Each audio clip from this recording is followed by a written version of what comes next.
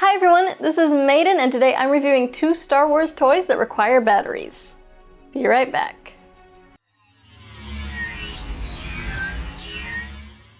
So these are both things that I found on a toy store excursion this last weekend. This one is a fairly new item. It's a official voice changer, and it's supposed to disguise your voice as well. The batteries didn't come with it, so I have to put them in and try it out. The second thing is a much older piece of merch, which is a Luke Skywalker lightsaber universal remote. I initially just wanted to get it because it's Luke's lightsaber, and I thought it would be a good cosplay prop because it doesn't have the blade. I could clip it to my belt, but then I saw it's a remote and I'm like, that's fun. I'm getting this immediately. But because it's old, I don't know if it has batteries in it. I don't know if anything is corroded, or just because it's old, it doesn't work. So we're gonna test this out and we're going to hopefully use it. So first things first, I gotta take this out of the package. Thankfully, it is not boxed in. Ta-da! With instructions and things. So it comes with an entire thick user manual. Oh, it says batteries are not included, so hopefully it's in good condition. A warranty. I don't think this is still valid. It's a good size. I think it's a little bigger than the official ones and the toy ones. Has a nice little sticker on it. Aside from being able to see the buttons, it also looks like a pretty decent prop. So that is another cool aspect. Unfortunately, it doesn't have a hook on the top, so I can't actually hang it on my belt for cosplay, but it does have the Rebel bird on it. Now I just need to figure out how to open it. It has the sticker on the side that says push arrow down to open battery door. But aside from the arrow on the sticker, I don't see an arrow. It is actually talking about the arrow on the sticker. You push this area down and slide it open. Ta-da! It's empty, it's clean, and it takes 4 batteries, not ahs. What kind of lightsaber sound is that? Okay, so sounds work on it at least. There's a switch here on the side that slides that enables or disables the sounds. When I push, for every remote button there is a sound also. That's why there's a switch to turn the sounds off. Okay, so I'm just gonna test all the buttons before I even try to do anything with the TV, just because I'm curious about what every sound does. So power is like a lightsaber sound, but it's cut off, and you can't hold it to make more. I think there's 2 sounds.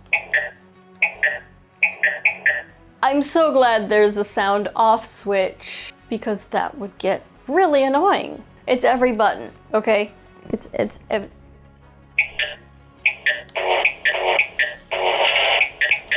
I'm going to try and turn the TV off because it's already on.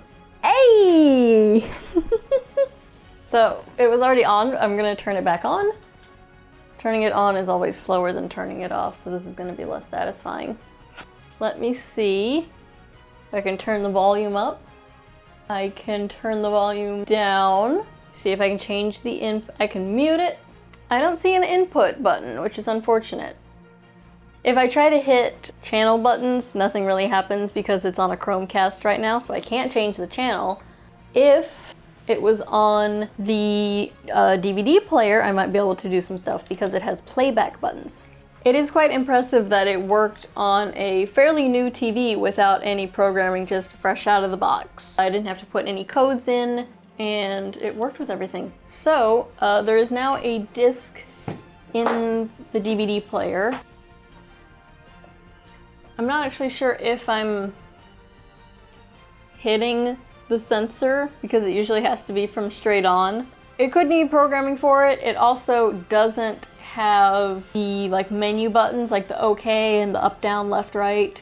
So I can't necessarily select a scene, but I can't play a DVD.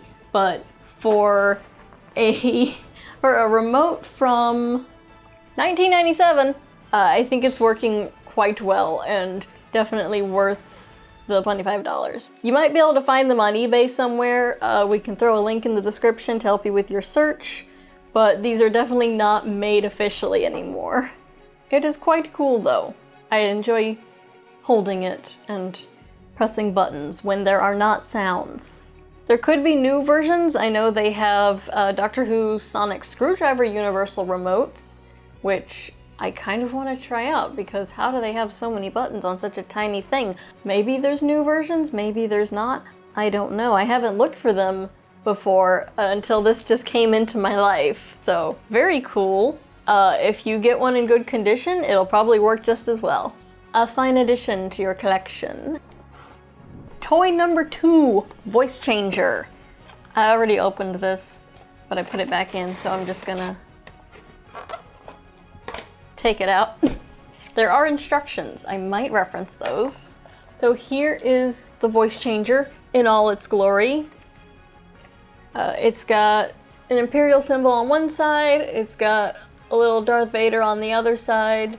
The front has a cool fake vent, like a breathing apparatus, and it's got some cool lines and details.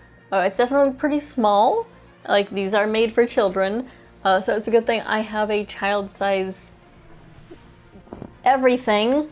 It's definitely pretty bulky. I actually got this to put on top of like a COVID mask or for a cosplay, and if I were to do that, I think I would take out the back panel because it doesn't actually sit flush against the face here because it has to have all the voice changing and sound apparatus in front of the voice, so it's a very thick mask, but I don't know, I think it looks pretty cool. It's got a curved edge, keep your face comfy, and it says Star Wars on the bottom. And there's a switch for different modes, which we will try out once the batteries are in. I must say, the screws on this seem to wear out pretty easily. I don't know how visible it is, but the screw holding the battery compartment closed, even with a decent-sized screwdriver for it, the metal just seems kind of soft. It looks like the top of it is getting a little stripped from just a stronger metal. So be careful when replacing the batteries. Hopefully you don't have to replace them too many times or you might not be able to open it again. When I got it and took it out of the package, I was curious if it could be used as just like a aesthetic mask instead of the voice changer. So I tried to separate the front from the back to just get this front panel, and 3 of the screws came out no problem. And then one I couldn't even get started because it already seemed weak and it just kept stripping. So one of the screws I might not be able to get out because of that stripping problem. So if you plan to modify it, that could be a problem. If you want to change the batteries more than once, it could be a problem. Just be careful. But it's a cute, cheap kid's toy, and we're gonna test the voice function. So right now it's in the off mode. I'm gonna put it on the 3 mode because that's next.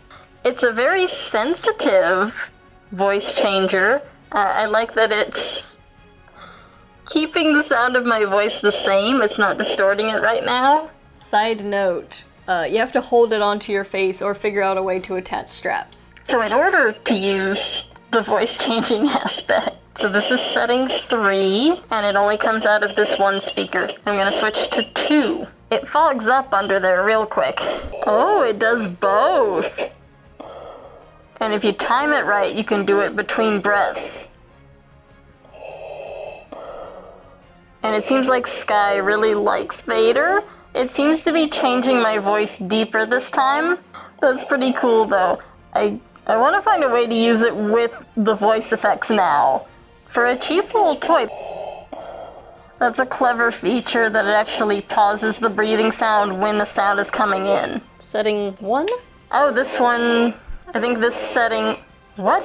I can't tell what that settings do. It seems like it's just really distorting my words even. With the first and the second, you could hear what I was saying, and this one is just making me laugh trying to talk. Okay, let me try to say something. Roger, roger. So it sounds kind of like a droid, and apparently droids have trouble saying certain words because some of the words that I tried to say just did not sound like words. I tried to say I don't like sand, and I heard I don't like...